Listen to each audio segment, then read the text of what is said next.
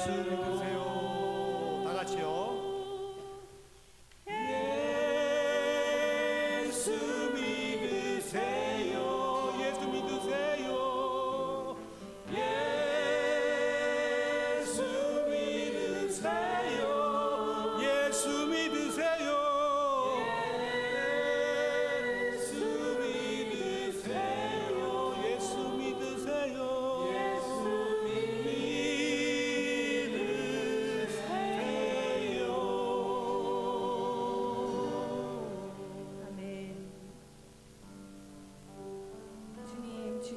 십자가 사랑을, 그 놀라운 사랑을 믿습니다. 우리를 구원하시려 이 땅에 오시고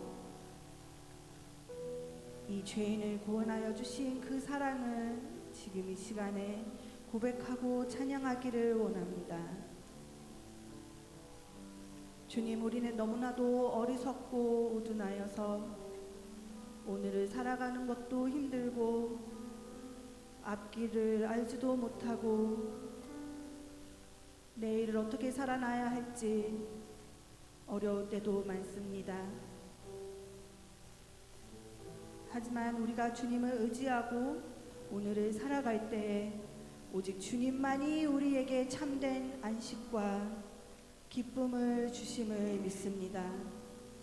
주님, 오늘 하루도 또 앞으로의 날들도 주님 성령님과 함께 그 하루를 감사로 충만하게 하여 주시옵소서.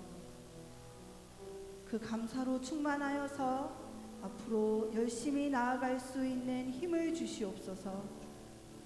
주님, 우리는 너무나 연약하지만 주님께 붙어 있으므로 두려울 게 없이 나아갈 수 있습니다. 그 기쁨을 담대하게 전하고 또 우리 삶 속에서 살아나게 하여 주시옵소서. 주님, 감사합니다. 이렇게 나와서 예배 드릴 수 있음에 감사합니다. 예수님 이름으로 기도했습니다. 아멘. 이 시간에 다 함께 일어나셔서 인내송으로 예배를 시작하겠습니다.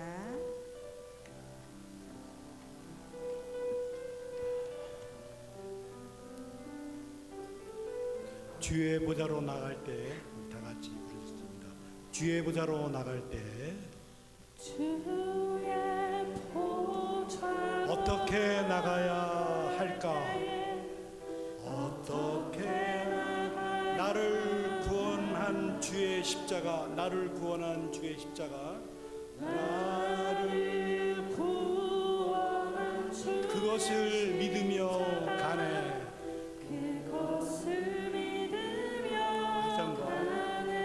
주의 보좌로 나갈 때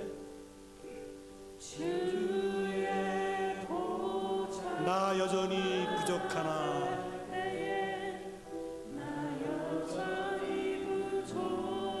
나를 품으신 주의 그 사랑,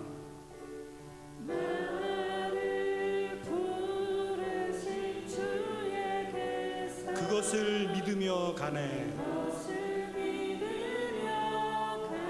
자격 없는 내 힘이 아닌 오직 예수님의 보혈로, 자격 없는 내 힘이 아닌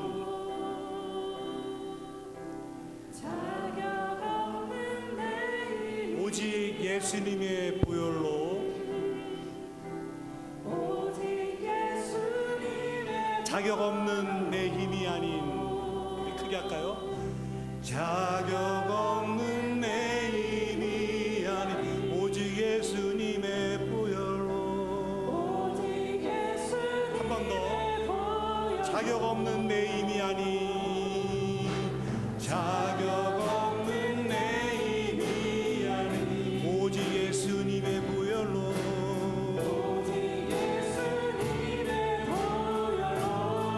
십자가의 보혈, 십자가의 보혈, 완전하신 사랑 힘입어 나아갑니다. 나아갑니다. 십자가의 보혈,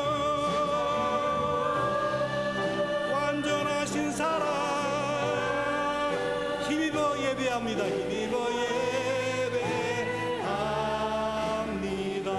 다 같이 두 손을 높이 들고 십자가의 보혈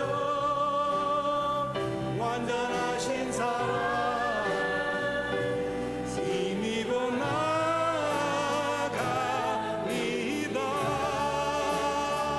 십자가의 보혈 완전하신 사랑 힘입어 예배합니다. 십자가의 보배 십자가의 보혈 완전하신 사랑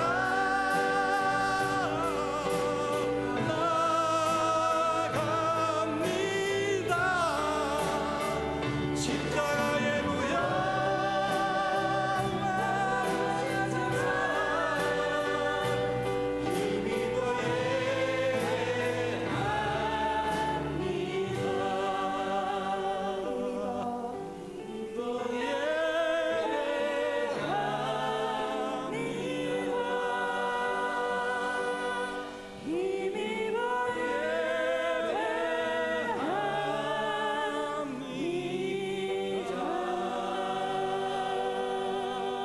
아멘. 그러니까 지난주에는 사도행전 22장을 통해서 사도 바울이 헬라인에게는 헬라어로 또 히브리인에게는 히브리어로 이 복음의 접촉점을 만들어가며 복음을 전했던 그 구령의 열정의 사람이었다라는 것을 함께 살펴봤습니다. 모쪼록 우리 베리하는 장로교회가 주어진 이 베리라고 하는 땅 지역에서 한국 문화를 통해 복음의 접촉점을 만들고 또 이를 위해서 학자의 혀와 학자의 귀를 갖고 성숙한 그리스도인으로 먼저 복음의 열정을 갖든 구령의 열정을 가진 우리 그리스도인으로 세워지는 은혜가 우리 베리하는 장로교회 가운데 계속되어지기를 주의 이름으로 축원드립니다. 오늘은 사도행전 24장을 통해 이제 22장부터 24장까지 계속적으로 바울의 변증이 계속되어지고 있는데 그 가운데 당시 유대 총독이었던 벨릭스라고 하는 이의 삶을 우리가 반면교사 삼으며 우리 그리스도인들이 꼭 잊지 말아야 할 이 두 가지, 절대 잊어서는 안 되는, 놓쳐서는 안 되는 두 가지를 함께 살펴보는 복된 시간이 되었으면 좋겠습니다.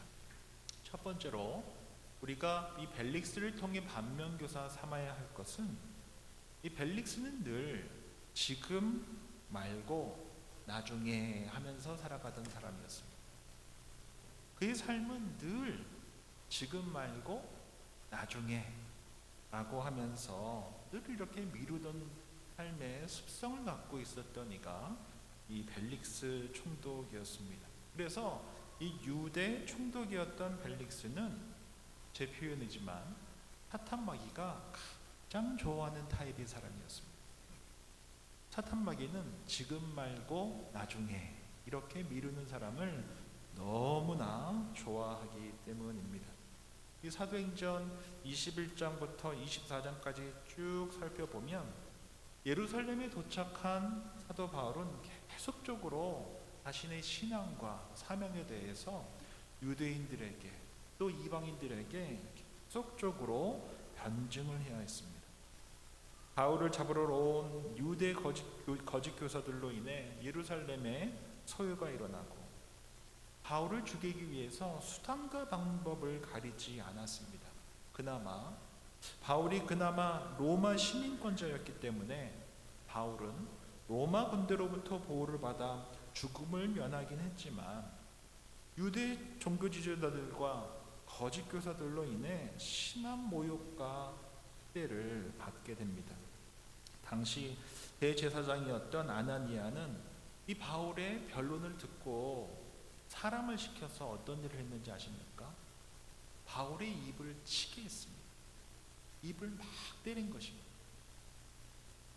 이 사람의 말은 거짓된 말이고 들을 가치가 없고 유대인들을 모욕했고 하나님을 모욕했다라고 이야기하면서 대제사장 아나니아가 사람을 시켜서 바울의 입을 때리게 한 것입니다. 한번 상상해 보십시오. 누군가가 저에게 와서 하나님의 복음을 전하고 있다고 하여 사람을 시켜서 제 입을 막 때렸다고 생각해 보십시오. 얼마나 모욕적인 순간이었겠습니까? 얼마나 큰 학대였겠습니까?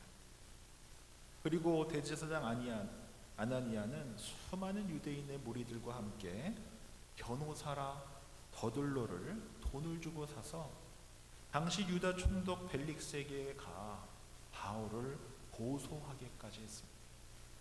변호사까지 사서 바울을 막 죽이겠다고 했고, 뿐만 아니라 40여 명의 사람들이 바울을 지금 죽이지 않으면 자신들은 밥도 먹지 않겠다고 하면서 바울을 죽이려고 수단과 방법을 가리지 않았었던 것입니다. 근데 더 큰 문제는 당시 유대 총독이었던 벨릭스는 유대 종교 지도자들이나 거짓 교사들의 음모와 고소도 그에게 별로 중요하지 않았고, 바울의 변호 또한 그에게는 별로 중요한 의미를 두지 못했습니다. 종교 지도자들과 바울은 자신들의 논점을 갖고 옥신각신했지만 사실 결정권자였던 벨릭스는, 유대 총독이었던 벨릭스는 이미 마음속에 결정을 해뒀습니다. 왜냐하면 이 벨릭스라고 하는 사람은 옳고 그른가가 중요한 사람이 아니었습니다. 돈이 되냐 돈이 안 되냐가 중요했던 사람이었습니다. 합당하냐 합당치 않냐, 옳으냐 그르냐가 중요한 게 아니라 지금 이 사람이 나한테, 이 사건이 나한테 돈이 되냐 돈이 안 되냐, 이것이 중요했던 사람입니다. 벨릭스 입장에서는 해외에서 떠돌아다니고 있는 유대 전도자 바울이 헌금을 모아다가 어려움 속에 있는 유대 교회, 예루살렘 교회를 도우러 왔다고 는 소식을 듣고, 이 사람은 부자인가 보다라고 생각을 했던 것입니다. 어쩌면 나한테 돈을 줄 수도 있는 사람이구나 라고 생각했었던 사람이 바로 벨릭스였습니다. 벨릭스에게 중요했던 것은 다른 게 없습니다. 명분도 의미도 중요치 않았습니다. 그에게 중요한 것은 이 사람이, 이들이 나에게 돈이 되는가 아니면 돈이 되지 않는가, 이것만 중요하게 여겼던 이가 바로 벨릭스 총독이었습니다. 오늘 본문이 사도행전 24장 22절부터 23절을 제가 읽어드립니다. 벨릭스가 이 도에 관한 것을 더 자세히 아는 고로 연기하여 이르되, 천부장 루시아가 내려오거든 너희 일을 처리하라 하고 백부장에게 명하여 바울을 지켜주되 자유를 주고 그의 친구들이 그를 돌보아 주는 것을 금하지 말라 하니라. 이 본문을 우리가 자세히 보면 로마에서는 감옥에 갇힌 죄수에게 일체 돈을 쓰지 않았습니다. 오늘날 감옥에 가면 정부에서 엄청난 돈을 쓰지 않습니까? 그런데 로마 시대 때는 감옥에 가둬둘 뿐 먹을 것도 입을 것도 아무것도 주지 않고 가족이 알아서, 친지들이 알아서 그가 살 수 있도록 서포트해야 했던 것입니다. 마치 조선시대 때 옥바라지 한다라는 말이 있지 않습니까? 가족들이나 친지들이 옥에 갇힌 사람을 옥바라지 한다라고 했었던 것처럼 가족이나 친지가 없으면 굶어 죽으면 굶어 죽는 대로, 얼어 죽으면 얼어 죽는 대로 내버려 뒀었던 것입니다. 로마도 동일했었던 것입니다. 그래서 바울을 일단 가이사랴 감옥에 가둬두고 애매한 입장에서 종교 지도자들이 더 많은 돈을 줄지 아니면 바울이 더 많은 돈을 줄지 하며 결정하지 않고 어떻게 하면 나에게 더 돈이 될까 라고 하며 시간만 끌고 있었던 이가 바로 벨릭스였던 것입니다.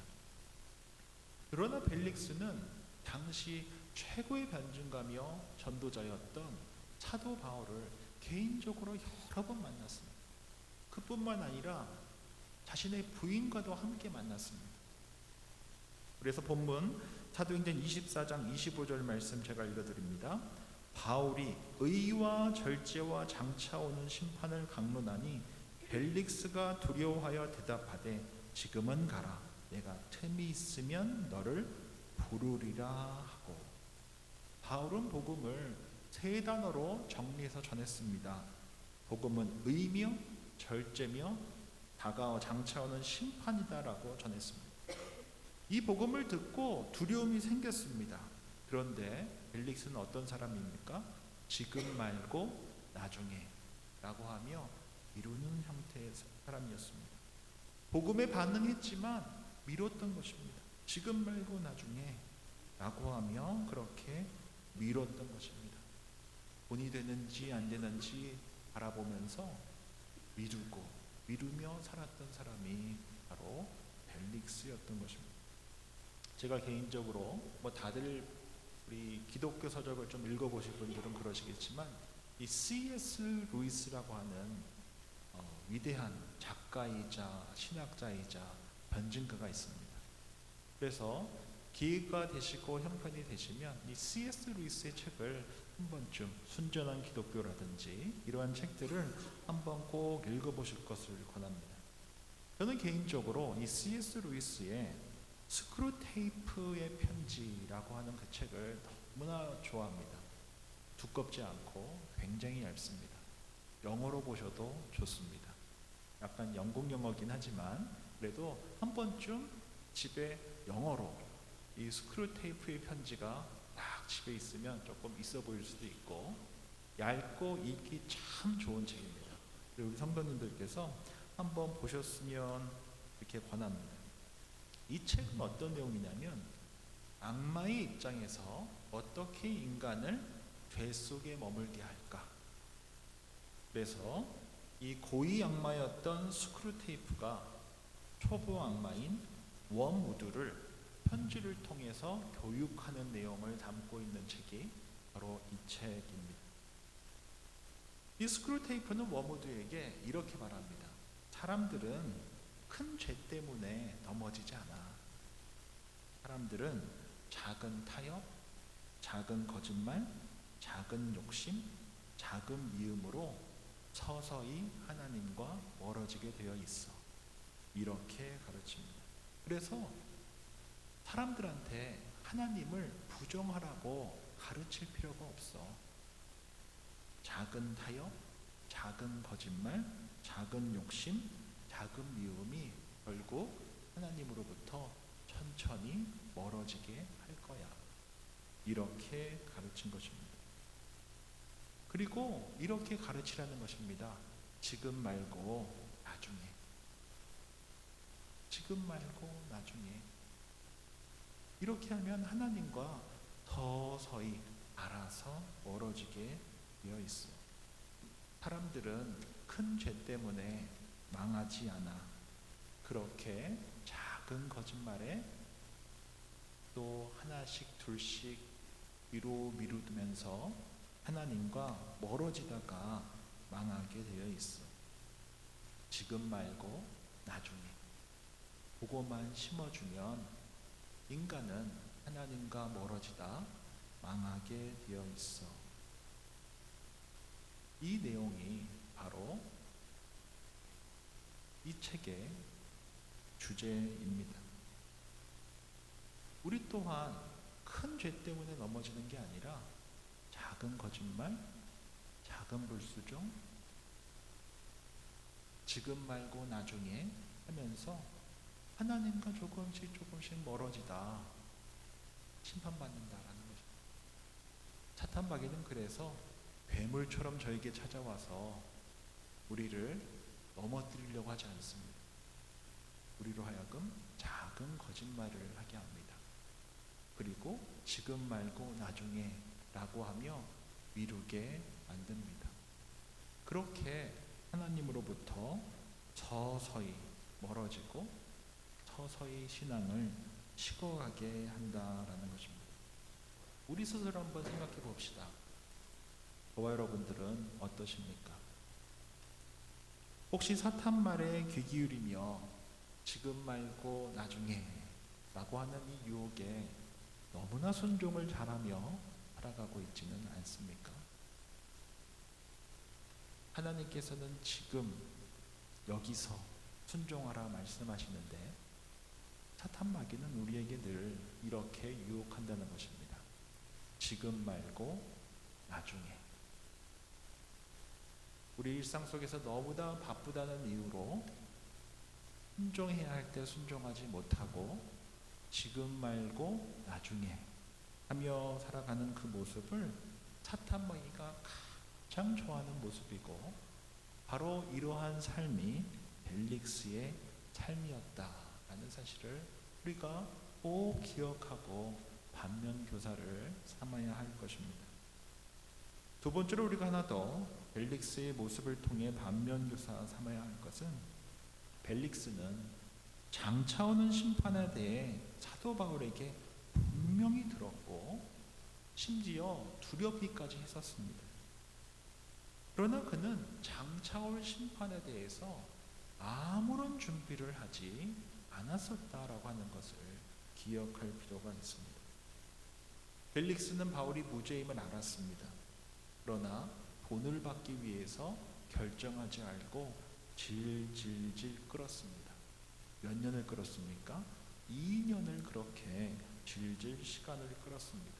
오늘 본문은 26절 말씀 제가 한 번 더 읽어드립니다. 동시에 또 바울에게서 돈을 받을까 바라는 고로 더 자주 불러 같이 이야기하더라.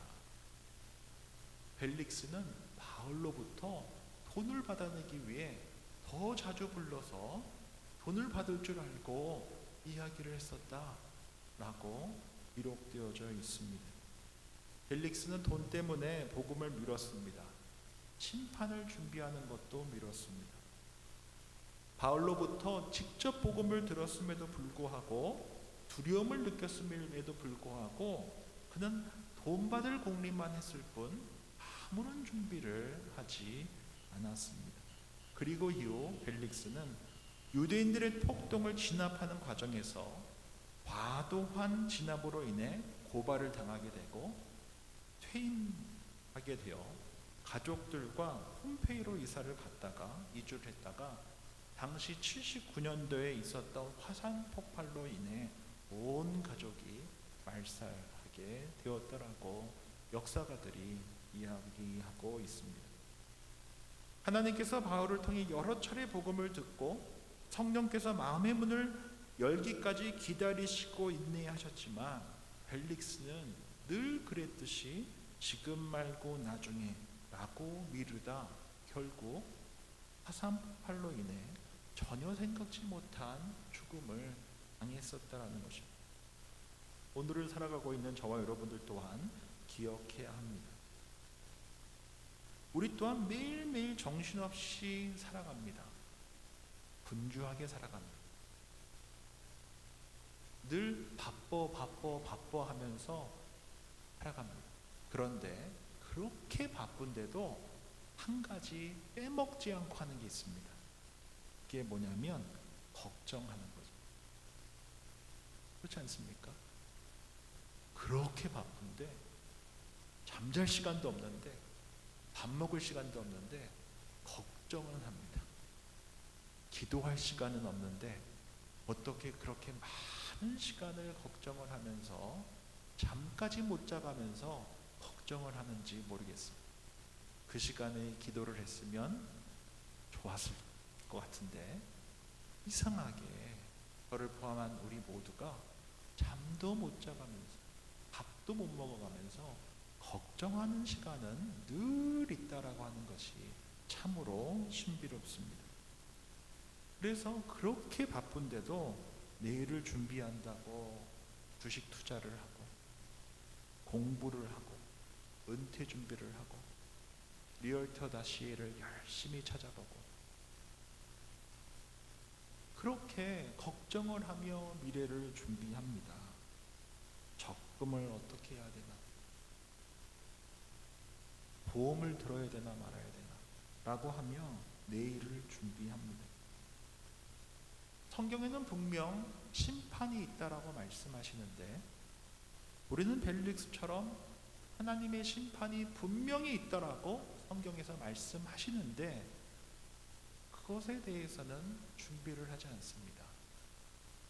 그런데 우리는 내일에 대해서 걱정만 합니다. 하나님의 심판을 피할 수 있는 사람은 이 자리에 단 한 사람도 없습니다. 죽음으로부터 자유로울 수 있는 사람도 이 자리에 단 한 사람도 없습니다. 때만 다를 뿐 우리는 죽을 것이고 하나님으로부터 심판을 받을 것입니다. 이것은 성경이 분명히 말씀하고 있습니다. 걱정은 하는데 그 누구도 우리는 기도하며 하나님의 심판을 준비하는 시간을 전혀 갖지 않으며 일상을 살아가고 있다는 것입니다. 히브리서 9장 27절입니다. 한 번 죽는 것은 사람에게 정해진 것이요 그 후에는 심판이 있으리니. 로마서 14장 10절에서 12절입니다. 우리가 다 하나님의 심판대 앞에 서리라. 우리 각 사람이 자기 일을 하나님께 직고하리라 라고 말씀하고 있습니다.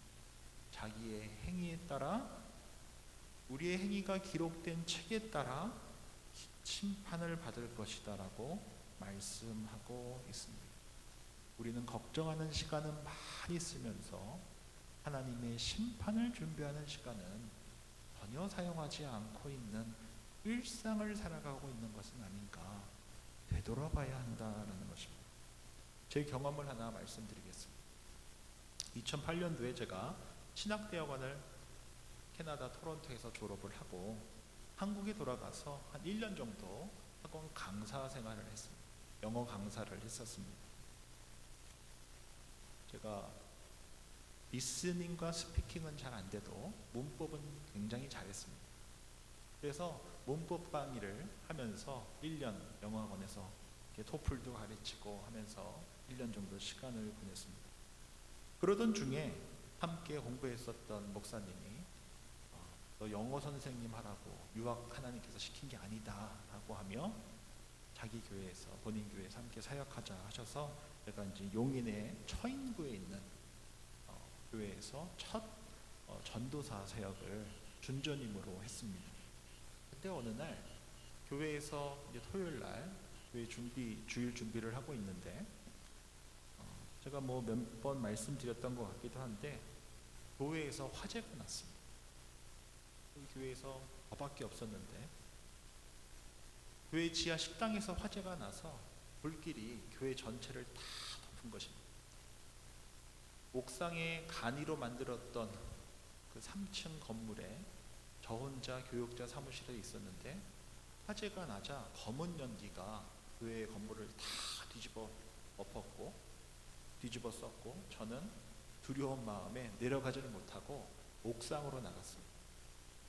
그래서 한 5분 10분 정도 지나니까 소방차가 도착을 했고 불을 진화하고 소방관이 산소 마스크를 들고 오셔서 저에게 딱 씌워줘서 제법 그래도 제가 덩치가 작은 편은 아닌데 그 소방관 분에게 안겨서 그 3층 계단을 눈도 못 뜨고 내려왔었던 경험이 있습니다. 그리고 바로 응급실에 가서 검사를 했는데 뭐 특별한 이상이 없어서 주일 준비를 잘 마무리하고 주일 예배를 용인 고등학교 가서 의자 깔고 드렸었던 기억이 있습니다. 그때 제가 옥상으로 딱 갔는데 불길이 너무 심하게 올라오니까 뛰어내리고 싶었어요. 그래야 된다고 생각을 했어요. 그런데 뛰어내릴 수가 없는 겁니다. 3층에서. 여기 사다리가 하나 있었으면 좋았을 텐데 그럼 어떻게 갈 수 있었을 것 같아요. 조그만 계단이라도 하나 있었으면 어떻게 내려갈 수 있었을 것 같은데 한 3, 40년 된 오래된 건물이었는데 그 사다리가 없어서 어찌할까 모르고 그 불길 속에서 혼자 있는데 정말 두려웠습니다. 그리고 나서 교회가 다 정리가 되고 나서 당회에서 가장 먼저 했었던 게 뭘까요? 그 화재 난 건물이 정리가 되고 나서 교회 지붕 있었던 그 교육자 사무실에 있는데 사다리를 몇 개 달아놨습니다. 양쪽에. 그리고 그 당시에 교회가 건축을 예정하고 있어서 다른 곳에 교회를 건축했었는데 교회 건축할 때 가장 신경 썼던 게 뭘까요? 화재 아니었겠습니까? 전혀 생각지 못하게 화재를 경험하고 나서 건축을 했었기 때문에 그 교회에서 가장 신경 쓰면서 건축했었던 부분이 바로 화재 사고가 났을 때 어떻게 할까였던 것입니다. 저희 교회 같은 경우는 문이 많습니다. 그래서 혹시 화재가 나지도 않겠지만 혹시 나더라도 저처럼 나갈 곳이 없어서 못 뛰어내리고 있지는 않을 것입니다. 바로 문 열고 나가시면 되니까. 제가 이 경험을 통해서 제가 하나 깨닫게 된 것은 하나님께서 말씀으로 우리에게 경고하시고 경험하게 하실 때 준비해야 한다는 거죠. 사다리를 준비해야 합니다. 내일을 준비하는 것도 너무나 중요하지만 죽음과 하나님의 심판이 분명히 있다 성경에서 말씀하고 있기 때문에 사다리를 준비하는 것이 너무나 중요하다라는 것입니다. 벨릭스는 늘 지금 말고 나중에 라고 하며 미루는 사람이었습니다. 사도 바울로부터 의와 절제와 다가올 심판을 준비하라 라고 하는 말씀을 들었음에도 불구하고 그는 지금 말고 나중에 라고 미루며 사탄이 가장 좋아하는 라이프 스타일로 살았습니다. 제가 준비되지 않은 사다리로 인해 죽을 수밖에 없는 상황에 놓였었던 것처럼 하나님의 심판이 분명히 있고 죽음이 그 누구도 피할 수가 없다면 구원의 사다리를 준비하는 것이 너무나 중요하다라는 것입니다. 예수 그리스도를 구세주와 주님으로 영접하고 천국 소망을 갖고 살아가며 성령과 더불어 살아가는 삶, 또 그 삶이 구원에 이르는 유일한 사다리다 라고 하는 사실 잊지 말고 예수 그리스도를 구세주와 주님으로 영접한 성령과 더불어 살아가는 그 삶을 하루하루 살아가며 죽음과 하나님의 심판을 준비하며 살아갈 수 있는 저와 여러분들이 될 수 있기를 주의 이름으로 축원드립니다. 오늘은 사도행전 24장을 함께 살펴봤습니다. 오늘 본문을 통해서 살펴보게 된 이 유도 총독 벨릭스 부부, 이 벨릭스의 삶을 안면교사 삼아서 우리가 꼭 기억하셔야 될 것은 주어진 삶의 자리에서 결코 지금 말고 나중에 라고 이야기하며 분주하게 살아가지만 정작 해야 할 것을 하지 않고 분주하게 살아가면서 걱정만 하는 삶이 아니라 그렇게 사탄의 밥이 되는 삶이 아니라 지금 여기에서 주시는 말씀에 순종하며 살아갈 수 있는 저와 여러분들이 되었으면 좋겠습니다. 그리고 죽음과 심판을 피할 수 없다면 예수 그리스도를 구세주와 주님으로 영접하고 성령과 더불어 살아가는 구원의 사다리를 우리 삶 가운데 분명히 놓고 살아가기를 결단하는 저와 여러분들이 되시기를 주의 이름으로 축원드립니다. 기도하겠습니다. 좋으신 주님, 오늘 사도행전 24장을 통해 벨릭스 부부의 삶을 반면교사 삼아 깨닫게 해주셔서 감사함을 드립니다. 주님, 우리가 살아가면서 지금 말고 나중에 하며 미루는 삶을 살아가고 있습니다. 세상의 분주함과 욕심에 마음과 생각을 다 빼앗기고 걱정만 하고 살아가고 있습니다. 돈과 욕망보다 주님을 우선시하며 살아가는 우리들 되게 해주십시오. 의와 절제 가운데 살아가며 주님을 선택하며 살아가게 해주십시오. 다가올 심판과 생의 목적을 분명히 기억하고 살아가는 우리 모두 되게 해 주십시오.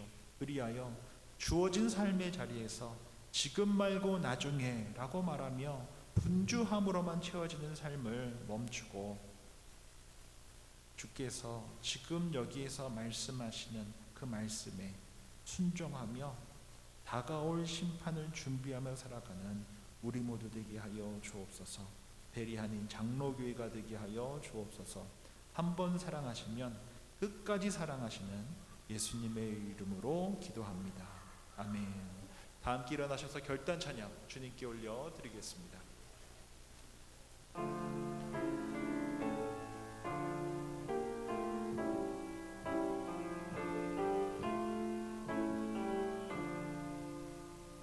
나 맡은 본분은 그 주를 높이고 문 영혼 구원 얻도록 잘 인도함이라. 부르심 받들어 내 형제 섬기며 그 주의 뜻을 따라서 내 정성 다하리. 주 앞에 모든 일 잘 행케 하시고 이후에 주님 배울 때 상 받게 하소서. 나 항상 깨어서 늘 기도드리며 내 믿음 편치 도록 날 도와주소서. 아멘.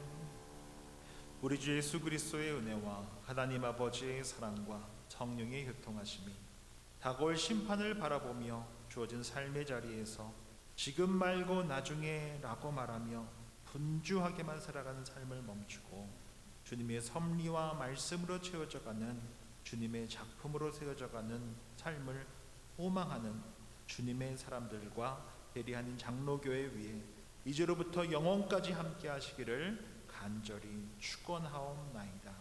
아멘.